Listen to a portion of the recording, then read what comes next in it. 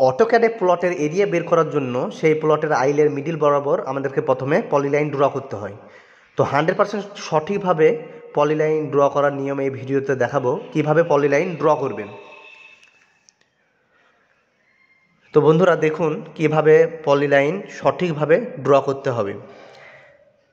যে আইলের ওপর ভিত্তি করে আপনি মিডিল বরাবর পলিলাইন ড্র করবেন সে আইল টেরা ব্যাকা ইত্যাদি যেভাবে থাকবে আপনাকে সেইভাবে চলতে হবে।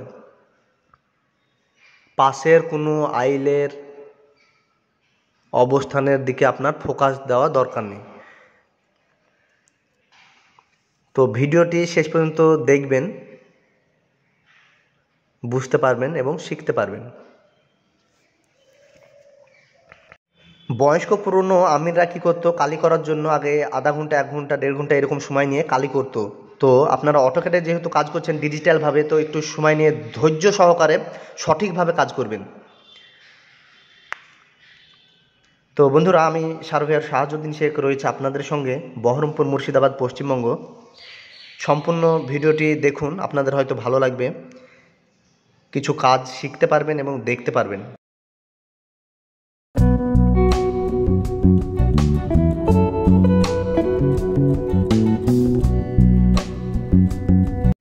তো বন্ধুরা ভিডিও শুরু করা যাক। আপনারা দেখছেন একটা মৌজা ম্যাপ, যেটি রাস্টার ইমেজ আকারে রয়েছে। এই ম্যাপে রাস্টার টুলের সাহায্যে এক ক্লিকে প্লটের অটো পলিলাইন ড্র হবে।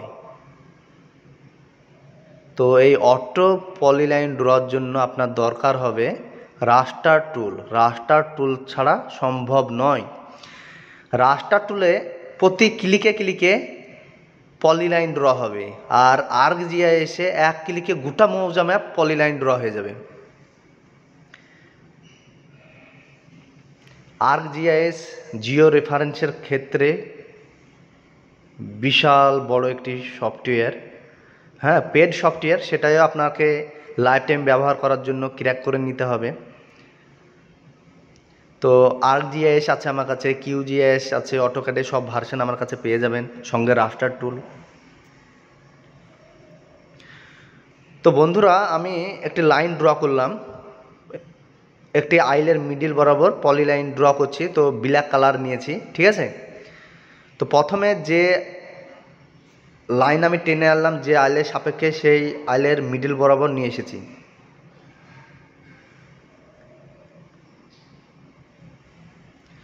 সর্বদা আইলের মিডিল বরাবর পলিলাইন ড্র হবে।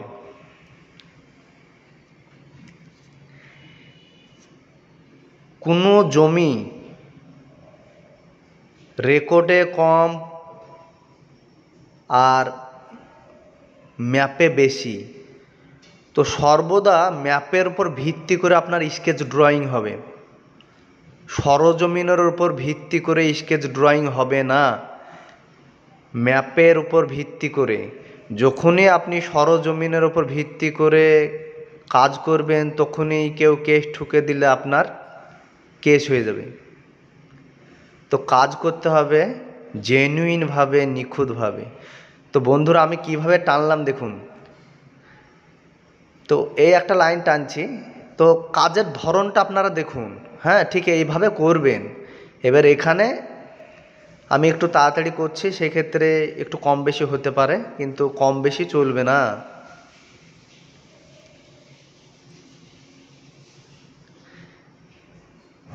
যে আইলের সাপেক্ষে আপনি লাইন টানছেন সেই আইল সোজা বাঁকা যেমনে যাবে আপনাকেও সেইভাবে যেতে হবে, কিন্তু আইলের মিডিল বরাবর। এবার কোনো জায়গায় যদি একটু কম বেশি হয়ে যায় তো ট্রিম করে সেখানে কেটে আবার ঠিক করে নেবেন, তারপর বাউন্ডারি করে এরিয়া বের করবেন। তো পলিলাইন ড্র করার এর উপর দিয়ে আর কোনো নিয়ম নাই বন্ধুরা।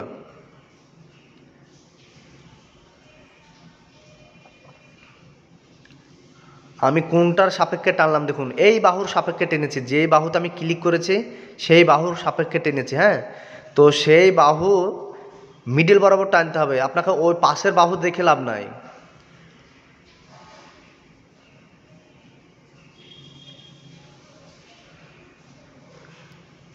আপনার পাশের বাহু দেখে লাভ নেই, মানে যে বাহুর উপর দিয়ে আপনি পলিলাইন ড্র করছেন সেটার উপরে আপনার ফোকাস থাকবে। তো যখন টানা হয়ে যাবে তখন আপনি ট্রিম করে যেগুলো বেরিয়ে গেছে সেগুলো আপনি কেটে দিয়ে আপনি বাউন্ডারি করে এরিয়া মাপতে পারেন। এটা 100% সঠিক পদ্ধতি। এবার যখন বাস্তবে আপনি প্র্যাকটিক্যাল কাজ করবেন জমি মাপতে গিয়ে, তখন একটু সময় নিয়ে আরও নিখুঁতভাবে করতে হবে। মানে আমি কিভাবে কাজটা করবেন সেটা দেখাচ্ছি, হ্যাঁ। এবার একটু তাড়াতাড়ি করছি, সেক্ষেত্রে আমার একটু ভুল টুল হতে পারে। তা আপনি যখন করবেন তখন একটু নিখুঁতভাবে করবেন। নিখুঁতভাবে করার পরও দেখছেন হয়তো এক জায়গায় কম বেশি হয়ে গেছে, সেখানে আবার ট্রিম করে কেটে আবার ভালো করে সঠিকভাবে যুক্ত করবেন।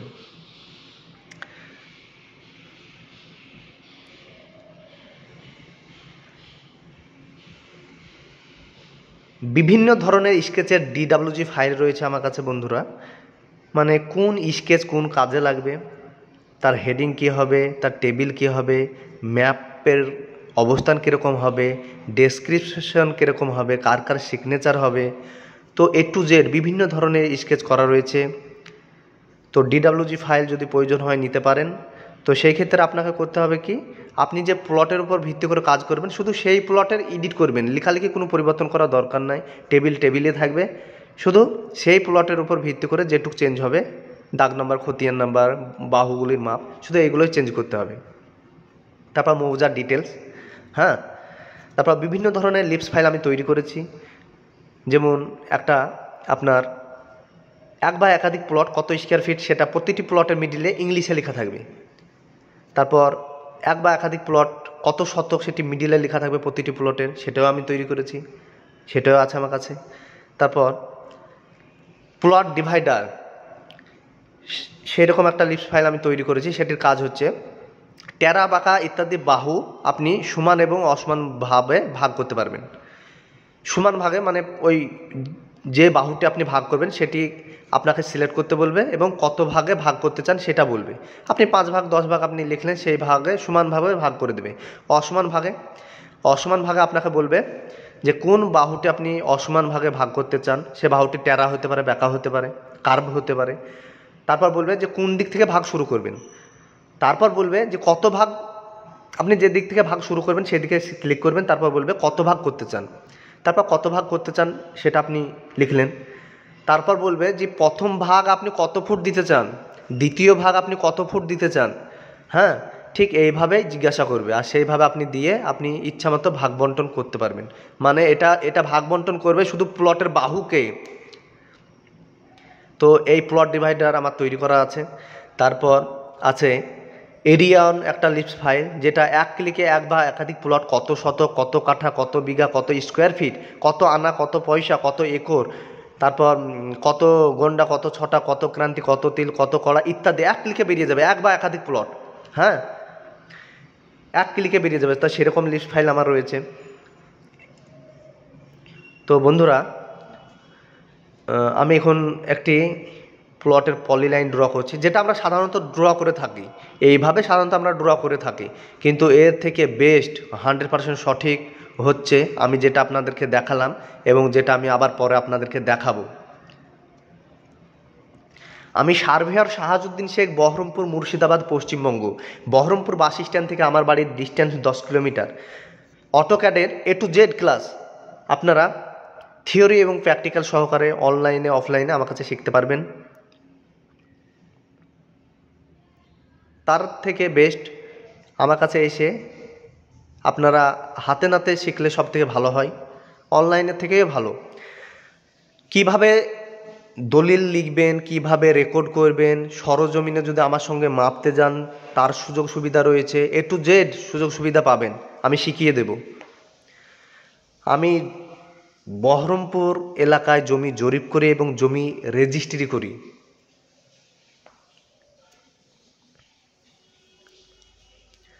আমাদের ক্যাটফিশ মাছের একটা ব্যবসায় রয়েছে।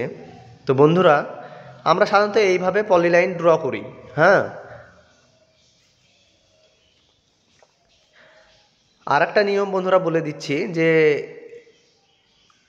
আপনি একটা প্লটকে প্রথমে ইউনিট সেট করে নিলেন, তারপর ডাইমেনশন স্টাইল সেট করে নিলেন, তারপর একটা মৌজা ম্যাপ ইম্পোর্ট করলেন বা ইনসার্ট করলেন, তারপর সেটাকে ডিডাব্লিউজি ফাইল হিসেবে সেভ করে নিলেন। এবার হলো কি, ওই মৌজায় আপনি কারোর একটা প্লট পরিমাপ করতে গেলেন, যেভাবে আপনি পলিলাইন ড্র করলেন সেভাবে পলিলাইন ড্র করাই থাকবে। তারপর সেভ করে রেখে দেবেন, সেভ করে রেখে দেবেন। তারপর 10 বছর পর সেই জায়গায় যদি আবার ওই প্লটটি মাপতে যান, একই মাপ আসবে, মানে আবার নতুন করে পলিলাইন ড্র করতে হবে না। নতুন করে যখন আপনি পলিলাইন ড্র করবেন তখন হয়তো 6 ইঞ্চি 1 ফুট এদিক ওদিক হয়ে যেতে পারে, কারণ হচ্ছে অটোকাটে এক একটা আইল আপনি মেপে দেখবেন 6 ফুট 7 ফুট 10 ফুট 11 ফুট এরকম দেখায়, কিন্তু বাস্তবে কি তাই? বাস্তবে তাই নয়। তো বন্ধুরা, আমি পলিলাইন ড্র করছি, আপনারা দেখুন, শুধু পদ্ধতিটা দেখুন, তারপর কাজ আপনাদেরকে সঠিকভাবে করতে হবে। আপনি যে আইলের সাপেক্ষে পলিলাইন ড্র করবেন, সে আইল টেরা হোক বাঁকা হোক যেরকমই হোক, সেইভাবে আপনাকে যেতে হবে, কিন্তু আইলের মিডিল বরাবর। আর একটা গুরুত্বপূর্ণ তথ্য বন্ধুরা, সরজমিনে কোনো জমি আমরা মাপতে গিয়েছি, দেখছি ম্যাপে সে আইলটা টেরা বাঁকা রয়েছে, কিন্তু সরজমিনে গিয়ে দেখছি সে আইলটা সোজা। হ্যাঁ, এবার ওই আইলটা কিন্তু আমরা ম্যাপের উপর ভিত্তি করে মাপতে পারি না, মানে ওই আইলটা, জমিটা মাপতে পারি কিন্তু ওই আইলটা মাপতে পারি না।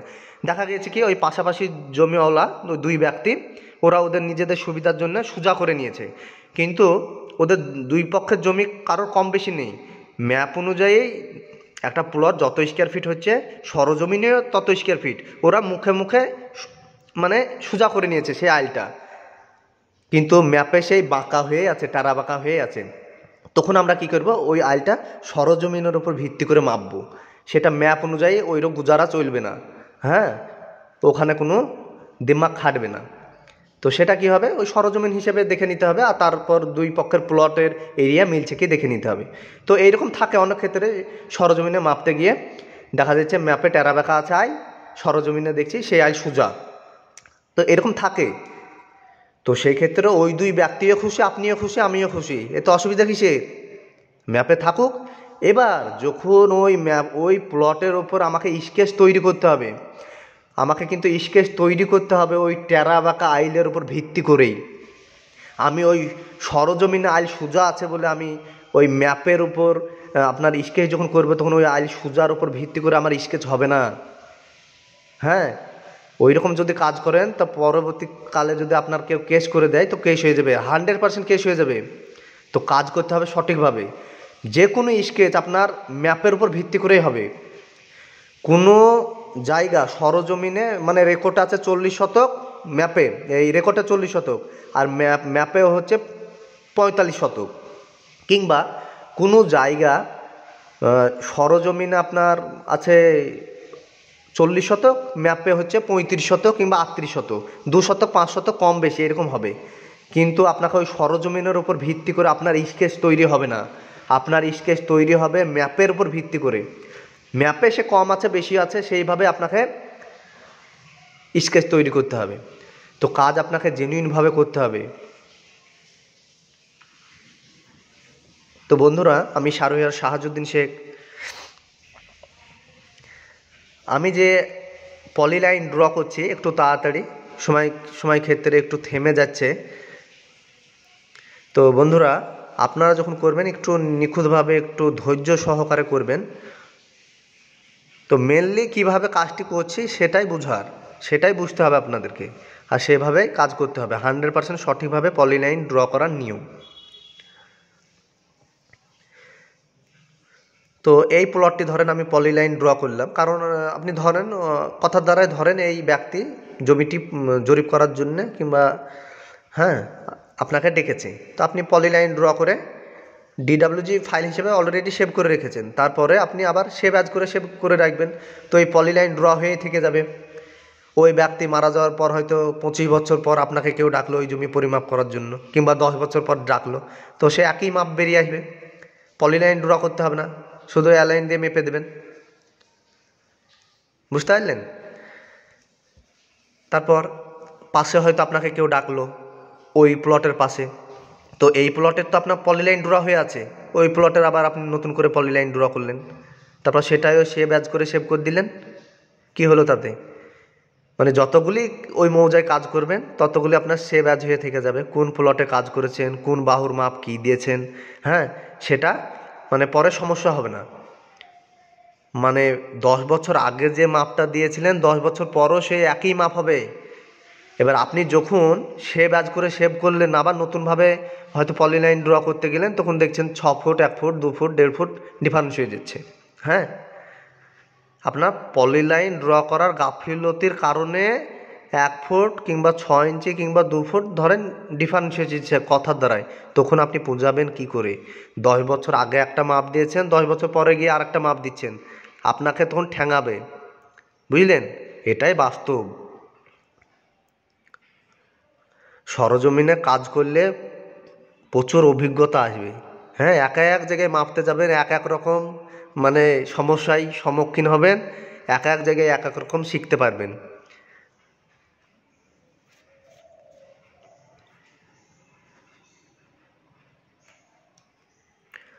জমি জরিপের কাজ বন্ধুরা খুব একটা ভালো নয়, ইনকাম আছে ঠিকই, কিন্তু কাজ খুব একটা ধরেন ভালো নয়। মানে মানুষের চোখে আপনি যতই ভালো কাজ করেন, কারোর চোখে হয়তো ভালো হবেন, কারোর চোখে খারাপ হবেন, কারোর হয়তো 2 ফুট জায়গা বেরিয়ে গেল, সে এবার আপনাকে মনে মনে গালি দিবে। হ্যাঁ, এইরকম হয়। তো ইনকাম আছে এই লাইনে, কিন্তু কাজটা অত ভালো না।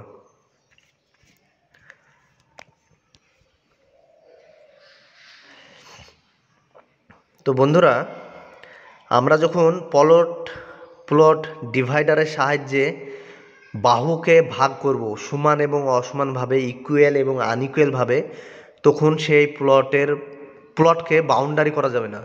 মানে যে বাহুকে আপনি ভাগ করবেন সেই বাহুকে আপনাকে আলাদাভাবে পলিলাইন ড্র করতে হবে, মানে সিঙ্গেলভাবে ড্র করতে হবে। এবার একসঙ্গে যদি বাউন্ডারি করে ফেলেন তাহলে গোটা মানে সেই বাউন্ডারির ভাগ আপনার হবে সমান এবং অসমানভাবে। তো আমার ভিডিও দেওয়া আছে, আপনারা দেখবেন, বুঝতে পারবেন। আমি সার্ভেয়ার শাহাজুদ্দিন শেখ, খুব বাস্তবের সঙ্গে কথা বলি, সত্যবাদী, মিথ্যার কোনো আশ্রয় নেই আমার কাছে।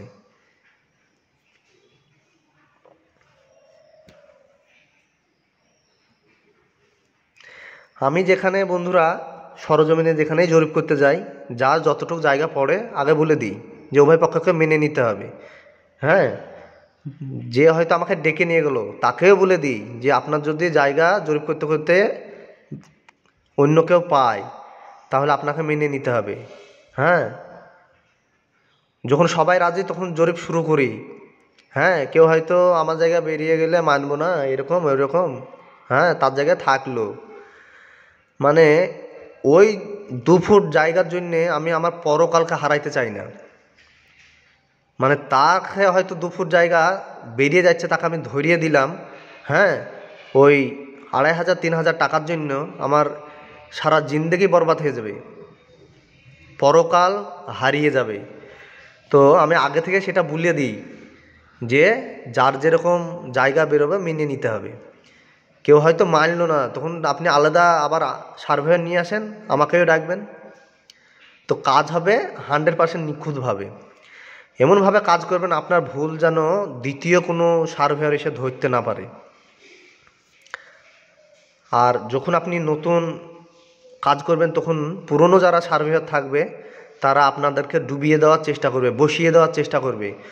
তো সবসময় নিখুঁতভাবে কাজ করতে হবে, তাদের মোকাবিলা করতে হবে। কারণ দেখবেন পুরনো আমিনরা তাদের এলাকায় কাজ করে থাকে, ভুল টোল কাজ করে থাকে। হ্যাঁ, যখন আপনি তাদের ভুল ধরবেন না তখন তাদের মাথা খারাপ হয়ে যাবে, তখন আপনাদেরকে বসানোর চেষ্টা করবে, হ্যাঁ, ডুবিয়ে দেওয়ার চেষ্টা করবে। তো তারপর দ্বিতীয় যদি আরও আমিন নিয়ে আসে সেখানে, তো কেউ যেন আপনার মোকাবিলা করতে না পারে সেই রকমভাবে আপনাকে প্রস্তুতি নিতে হবে, সেই রকমভাবে কাজ করতে হবে। মানে একটা গ্রামে যদি আপনাকে ডুবিয়ে দেয় একবার, মানে সেই গ্রামে আপনি আর জরিপের কাজ পাবেন না, পরিষ্কার কথা। আর কাজ সততার সঙ্গে করতে হবে। হ্যাঁ, কেউ হয়তো আপনাকে কিছু টাকা ধরিয়ে দিল, 1 ফুট জায়গা তাকে ধরিয়ে দিলেন, হ্যাঁ, ওই রকম কাজ করলে আপনি হয়তো নতুন নতুন তখন কাজ পাবেন, কিন্তু পরে আপনার মার্কেট হারিয়ে যাবে।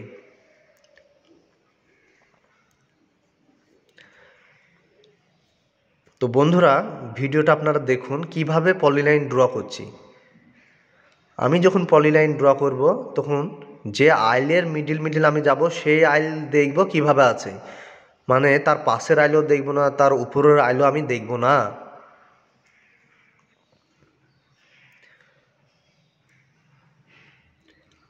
অটোক্যাডের ক্লাস আমি থিওরি এবং প্র্যাকটিক্যালে অফলাইনে অনলাইনে করাই। থিওরি এমনভাবে করাই যে 5-10 বছর পরও যাতে খাতা খুলে সে কাজটা করতে পারে।